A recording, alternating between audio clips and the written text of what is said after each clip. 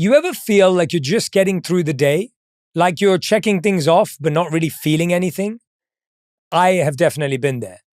I've been traveling, I've been working, and it can feel like kind of numbing, right? You realize you're so busy being productive, you're not actually present. And I had this moment sitting alone at a restaurant after a long day. And for the first time in weeks, I slowed down, tasted the food, watched the people, took a breath. And I thought, why don't I do this more often? And why do I have to wait for a moment like this to do it? So today's solo is all about that, how to reconnect with your day, your people, even your plate. Because you're not too busy to feel connected. You're just out of practice. We all are. So let's talk about the little shifts that bring you back to connect with your day and how slowing down actually makes life speed up. How slowing down actually makes life more effective and how slowing down allows you to move as fast as you want. I think for a long time we've told people, hey, if you have a busy, hectic, crazy life, that's just the way it is. And then we hope for a vacation where things slow and calm down. But the reality is, if we can move slow to move fast, it can change the way we think and live.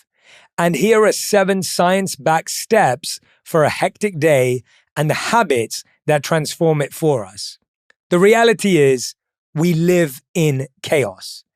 The average person checks their phone 58 times a day, spends 1 hour, 5 minutes on social media, and receives around 46 notifications daily.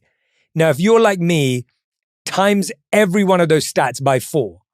47% of us can't focus on a task longer than 2 hours.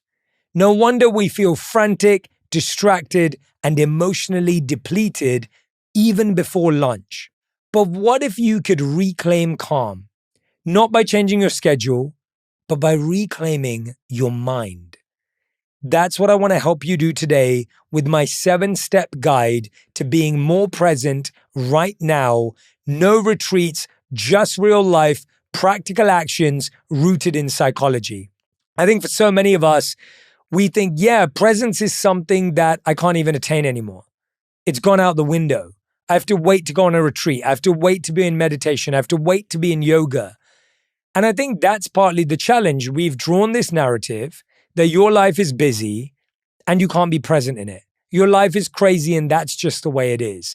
And I've done that to myself sometimes as well. But I've also found a way of changing that narrative and shifting my reality. And I want to share that with you today.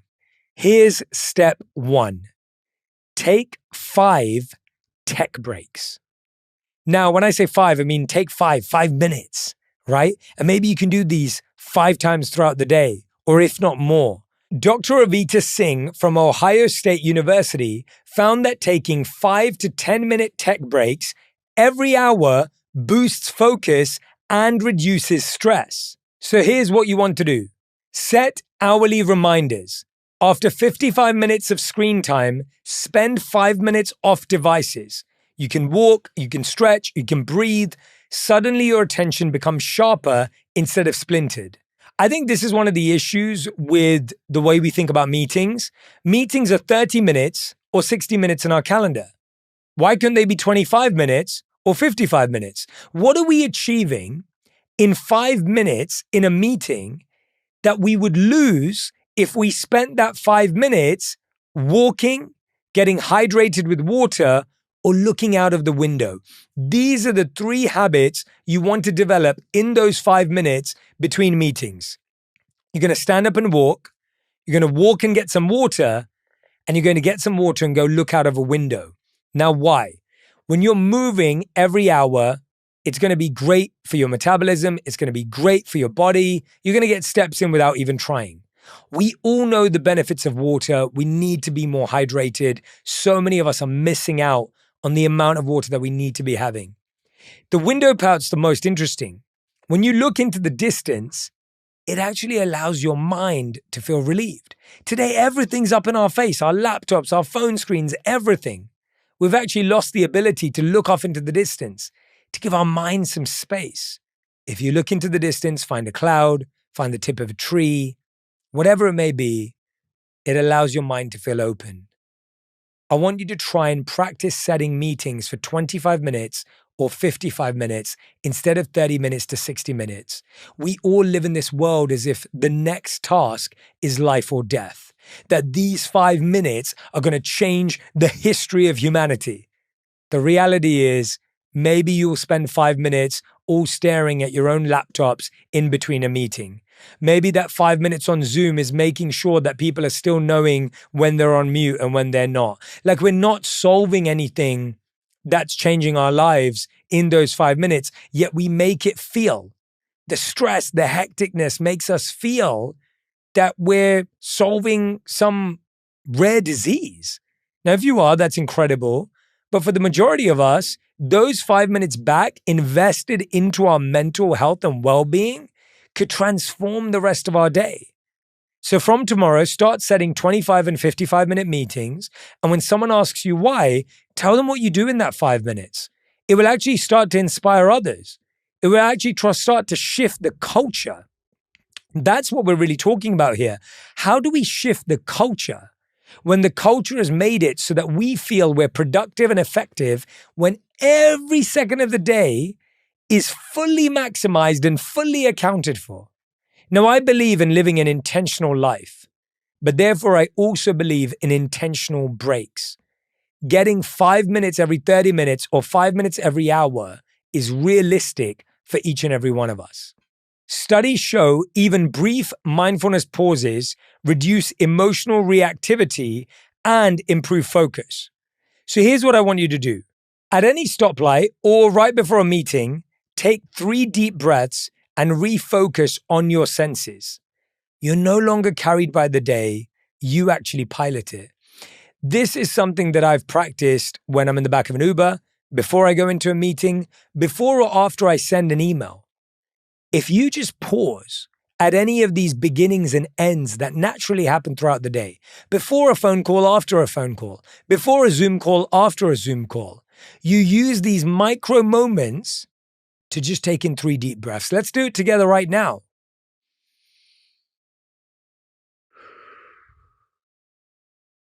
In through your nose and out through your mouth.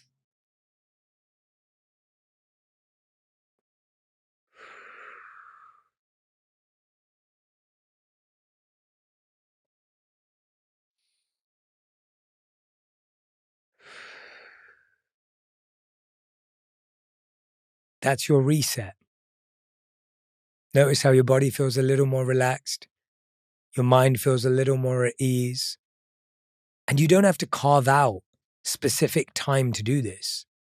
You can actually do this anywhere you are, wherever you are, at your desk, in your home, while you're commuting. It's a beautiful practice that allows you to slow down.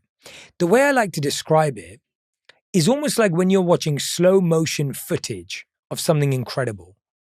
You realize that that person felt like they had so much more time than you thought they did. If you ever watched a basketball player in slow motion, if you've ever watched an athlete in slow motion, a musician in slow motion, it feels like they have so much time. And even if you've played sport, when you realize you have more time than you think, you're actually able to do more with it. But when you're rushed, when you feel you don't have time, don't we all just make mistakes?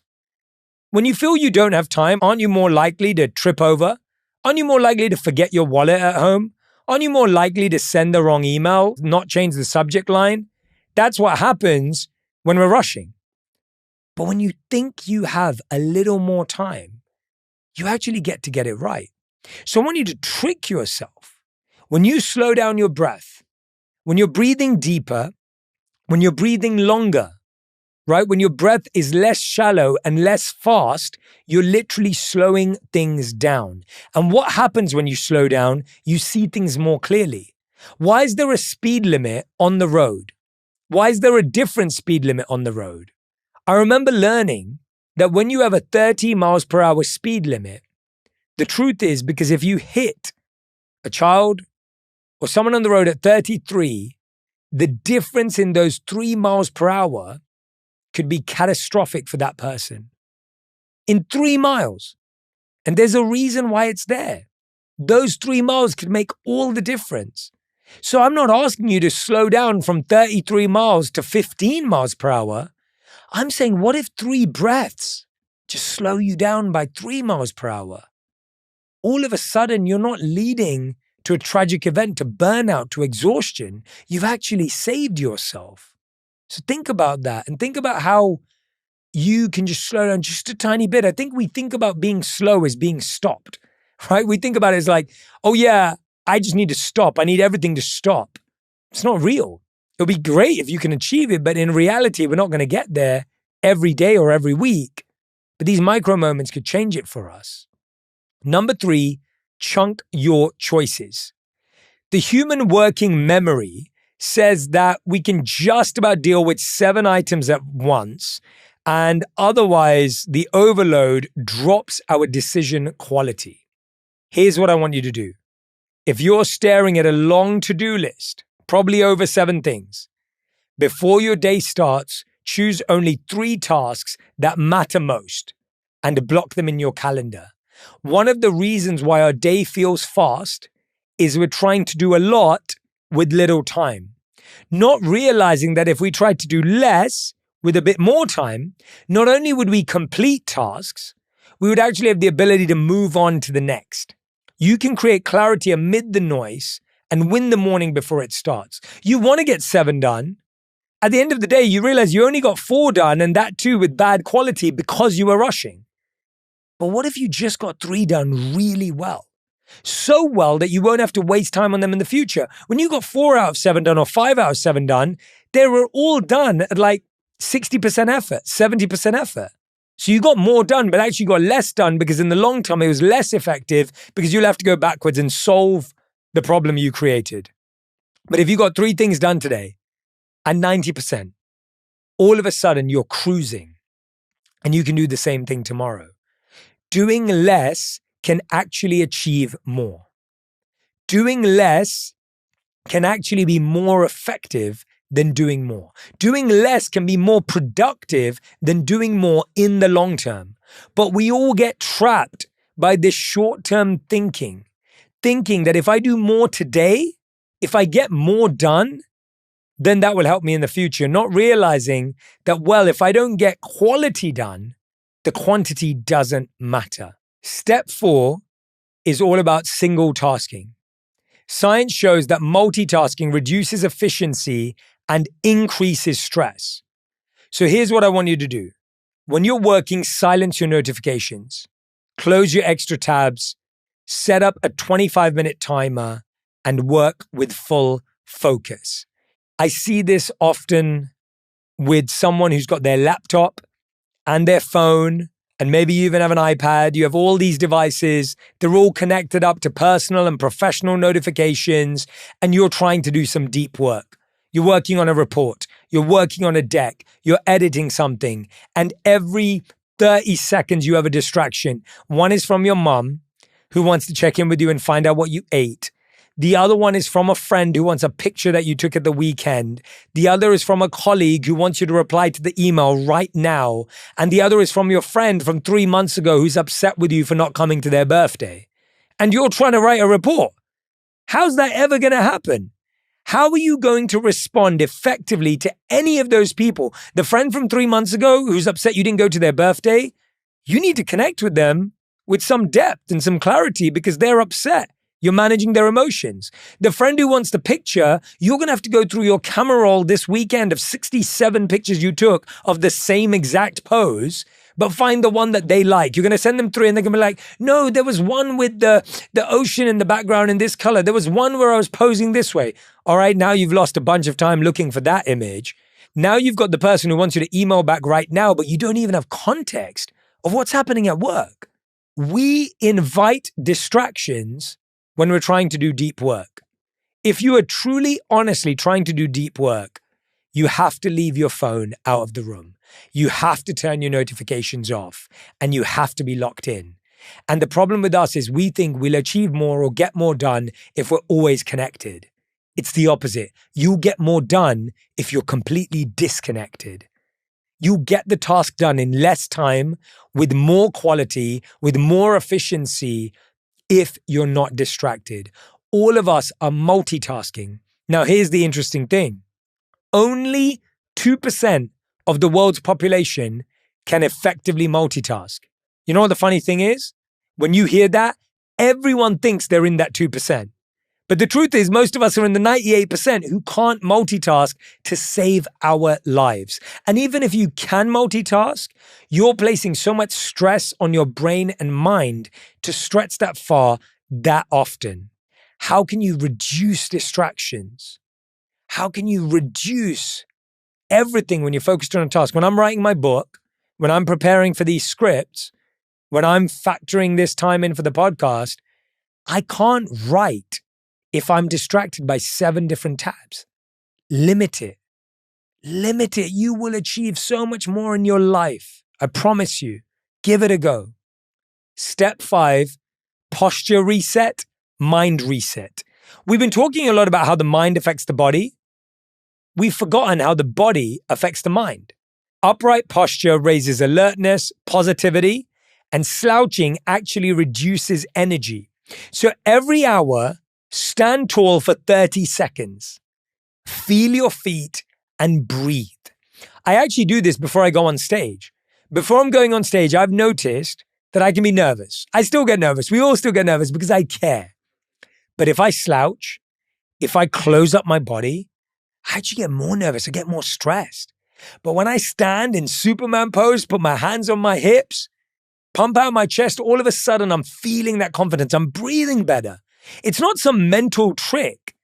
It's physicality. If you're closing up your shoulders, if you're making your chest smaller, if you're going inward, you're actually making it harder for yourself to breathe. Making it harder for yourself to breathe means less oxygen, means less energy. So naturally, it works that way. Change your posture. All of us are sitting around all day. I'm sitting right now. If you're sitting in a chair right now, push back your shoulders, right? Even feel your arms wrap around the back of the chair so you can really push out, even if it's artificial. And even take your fingers behind your chair and stretch. Push your shoulders up right now. Notice if the back of your head is aligned with your spine or if the back of your head is actually forward. Doing that for a few seconds, all of a sudden, you feel your body shifting. You feel your energy shifting. These are micro moments to become more present. These are micro moments to become more conscious, to become in touch with our body. Sometimes we're so lost in our mind, we don't even know what our body is feeling. How many times have you had it where a week later you go, wait a minute, why is my ankle hurting? Don't even know what happened. Wait, why have I got that backache? What happened? And then all of a sudden you realize 7 days ago you knocked it on something or something like that, but you ignored it because we're so disconnected from our bodies and our minds. We have to learn to reconnect our body and our mind. You will win at life when your body and mind are in the same place. You will lose at life when your body and mind are in different places. Because here's what happens. When you're at work, you're thinking about vacation. And therefore, when you're on vacation, you're thinking about work. Inattention bleeds. You can't turn it on and off. You can't say, I don't want to be present at work and then be present on vacation because you've trained your mind to be absent. You can't be absent at work and present on vacation. And you can't be present on vacation and absent at work. If you're present at work, you'll be present on vacation. And if you're absent at work, you'll be absent on vacation. That's how the mind works. It only knows how to be where your feet are or not based on how you've trained it. Always check in when you walk into a new space.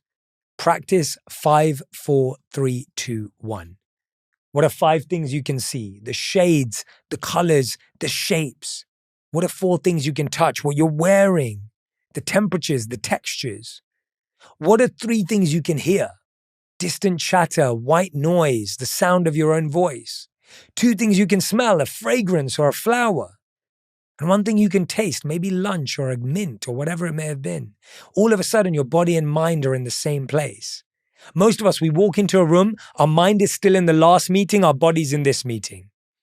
We finish that meeting and your mind goes, oh gosh, I wasn't even present in that meeting. Now we're absent in the next meeting and our body's in the next meeting, right? We're constantly messing around with this absence and presence. Our mind is absent, our body is present. Our body is absent, our mind is present. when they're both present, you actually have a better experience of life. Haven't you seen that? I'm sure some of you who have children, who love spending time with your kids or love spending time with a family member, love spending time with your friends. After it finishes, sometimes you think, I don't even know where I was. Where did the time go? Is it over already? That's because our mind and body weren't in the same place. When your mind and body are in the same place, you can absorb that moment, really feel it, and then let it go comfortably. That's the beauty of it. When you're present, you'll actually let go happily because you've absorbed the whole moment. But when you haven't absorbed the whole moment, you're still trying to hold on to it and go, I don't want this to end, because you actually haven't been there the whole time. Number 6, use time anchoring to calm your mind. When we mentally fast forward beyond a stressful moment, we reduce anxiety and emotional reactivity. So when you're overwhelmed, ask, will this matter in a week? Will this matter in a month? When you zoom out, it recenters your brain and regulates emotional overreactions. Now, why did this work? You shift from reactive mode to reflective mode, and you reclaim control over your perspective. I'll tell you why I believe this really does work. It's because when you're dealing with stress, you've now totally zoomed in. Have you ever had that when you go through a stressful moment in your life? You totally zoom in, even if it's the smallest thing. And now you turn that tiny thing into a huge thing. Asking a question like, will this matter in a week? Will this matter in a year? It allows you to zoom out and actually find balance. So you're not avoiding it. I'm not telling you to forget about it. I'm not telling you it's not important. You want to see things as important as they are. I encourage people to have what I call a stress scale in their life. 0 is not stressful at all. 10 is the most stressful you'll ever be. Actually think of an event that is the most stressful event ever. Your family's unwell. Maybe someone passes away. Maybe you are losing your job and you have no money left. Like that's 10 on a stress scale, right? I've lost all my money. I'm broke. I have nothing. What's 0 for you? Based on that being the most extreme, what's 0 for you? Maybe 0 is when I'm hanging out on the weekend and I've got nothing to think about. Now, when you stub your toe, is it really a 9 or is it actually a 2? Now, when you have a difficult conversation at work, is it really a 9 or an 8? Or is it actually more like a 4? Does that make sense? When you look at your stress scale and you know what the worst thing that could ever happen is and what the best thing that could ever happen is, you now look at things in perspective. The biggest challenge for us is when we don't zoom out and look at life that way, everything feels like a 10. Everything feels like a 10 all day. You missed the bus, it's a 10. You missed the train, it's a 10. You had a falling out with a friend, it's a 10. Everything in our life will feel like a 10 if we don't have this stress scale. And we've realized what a 10 actually is. Losing my job or losing someone I love. Having no money, being broke. That's a 10. That's worth my stress. But actually everything up until then is probably a 5 or a 6. All of a sudden I can deal with it for what it's worth. I'm not telling you your stress isn't valid. I'm not telling you that you don't have real stress in your life. What I'm saying is you want to deal with it for what it's worth. Right? A doctor would never treat a stubbed toe in the same way as they treat a broken foot. You just don't treat them in the same way.